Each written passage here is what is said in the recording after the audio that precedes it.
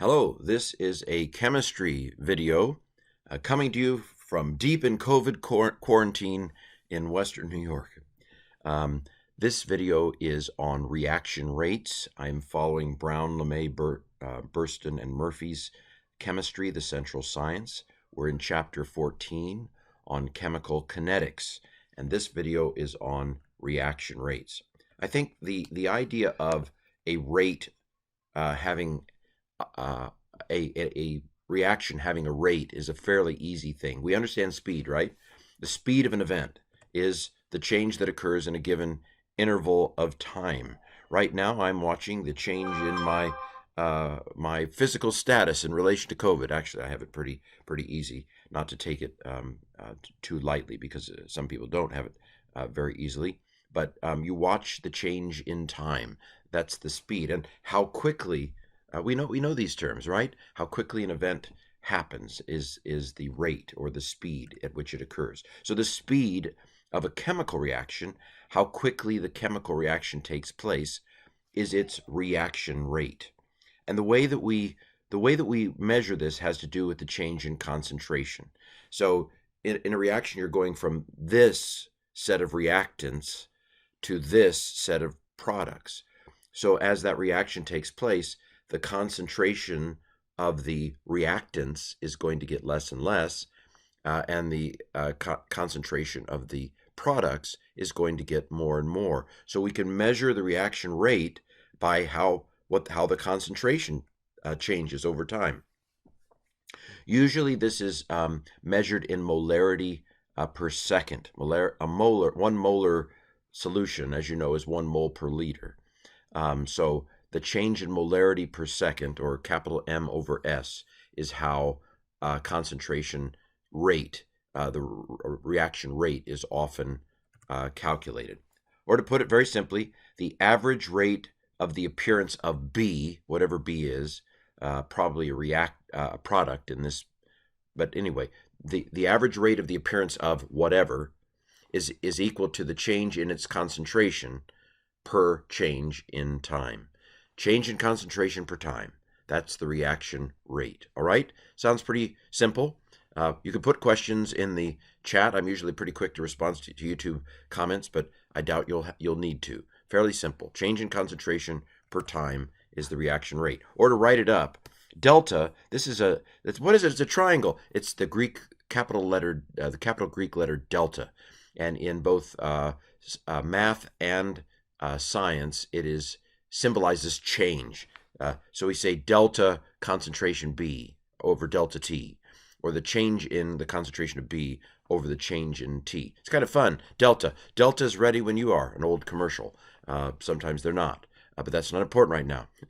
I actually like Delta very much. Delta is my preferred airline, but we used to joke, Delta, don't even leave the runway.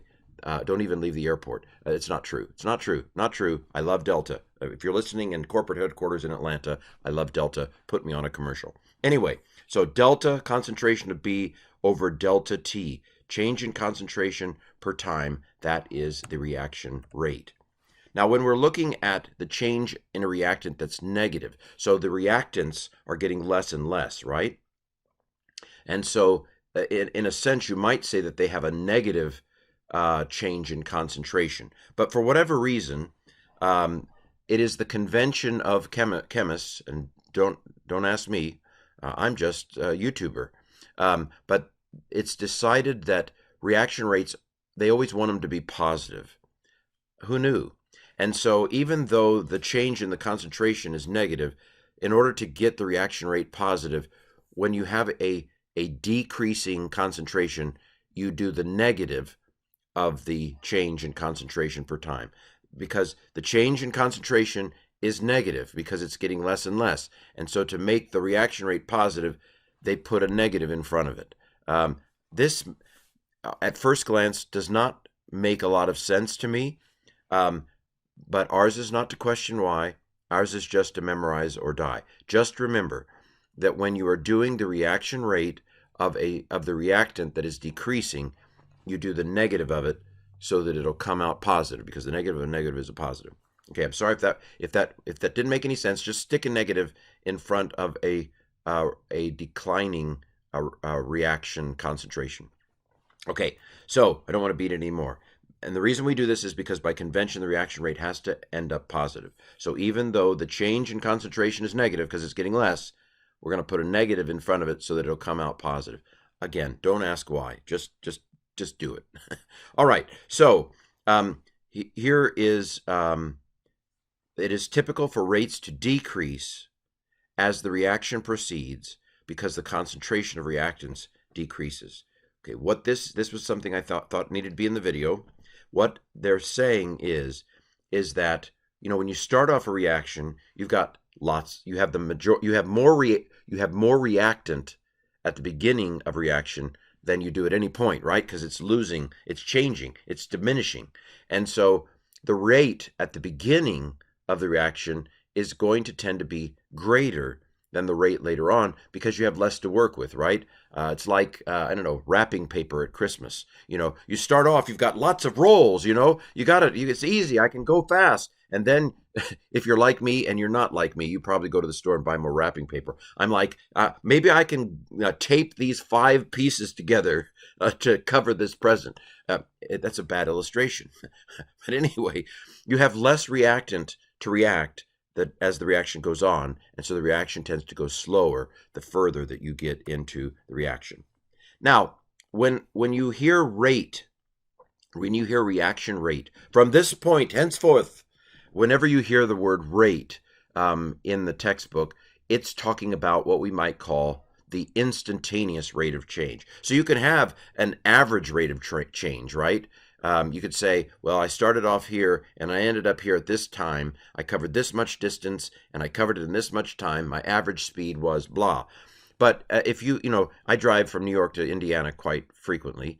And you could figure out my average rate of speed. You'd find out how many hours it took me to get to Indiana and how long and what the distance is, divide the distance by the time, and that would give you my average speed. But of course, I stopped at Starbucks several times, you know, and I saw a policeman and I slowed down, you know, a few miles per hour, maybe, and so forth. And so the instantaneous rate of change is, what is the rate right now?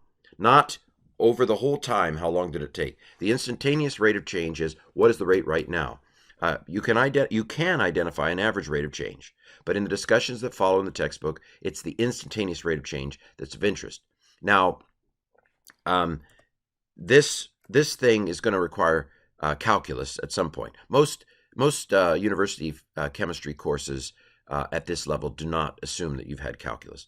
But for those of you who don't know what calculus is all about how to find the instantaneous rate of change when the rate of change is not constant. How do you find the instantaneous rate of change? And in the textbook, they show you a kind of clever way to do it using triangles. So if you graph the slope at any point, the tangent, basically, if you have a graph, a curvy graph, the tangent at any one point, that is the line that only hits the curve at one point, the slope of that curve is the instantaneous rate of change.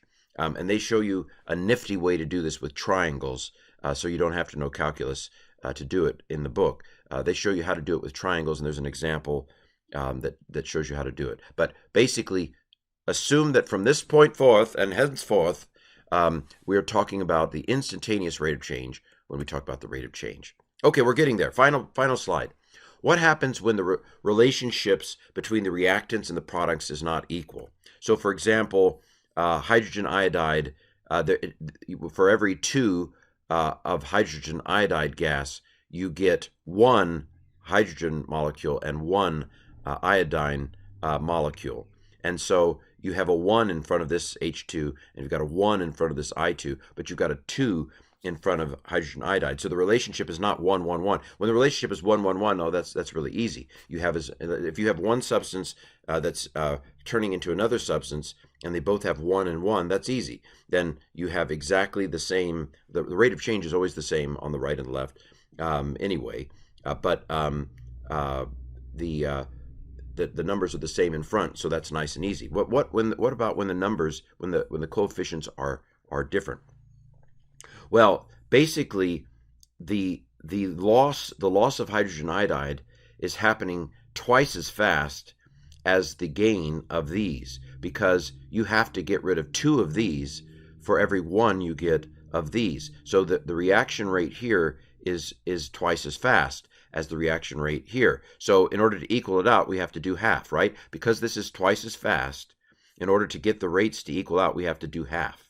And we do the negative because this is decreasing, so it has a negative change of concentration. But remember, convention is reaction rates have to be positive, so we stick a negative in front of it. So negative 1/2 the change in concentration of this per time equals the change of concentration of this per time and the change of concentration of this per time. Okay, does that make sense? I hope it did. Go back and play it again if it didn't. I'll say it one more time. The change in this is happening twice as fast as these, because you have 2 of these disappearing for every 1 of these appearing. That means that in order to equate the rates, I have to take half of this, because this is moving twice as fast. So I have to take half of it to equal the change of rate of these 2 here. And I put the negative because it's decreasing. And so I've got to have a positive number. This is positive to get this positive, because this change in concentration is negative. It's getting smaller. I have to put a negative in front of it. Okay? So in general, if you don't understand any of this, just memorize the rate formula. For any general reaction, A is the coefficient, capital A is the substance, plus B is the coefficient, B is the substance, and so forth. This is the rate formula. The rate equal of this and this, these are both decreasing, so we're going to stick a negative in front of it so the number comes up positive. 1 over A, concentration per time, equals 1 over B, concentration per time. Again, put a negative in front of it so the rate comes out positive, because the change in concentration per time is negative. So negative and negative is positive. Equals 1 over C, change of concentration of C per time, plus 1 over equals 1 over D, change of concentration of D in relation to time. So if you didn't understand the logic behind it, just memorize this formula and use it until you understand. And if you never understand, you'll still have gotten it right. Well, this has been Reaction Rates Under COVID by Ken Schenk. Blessings to you. Stay healthy. Get vaccinated. Definitely.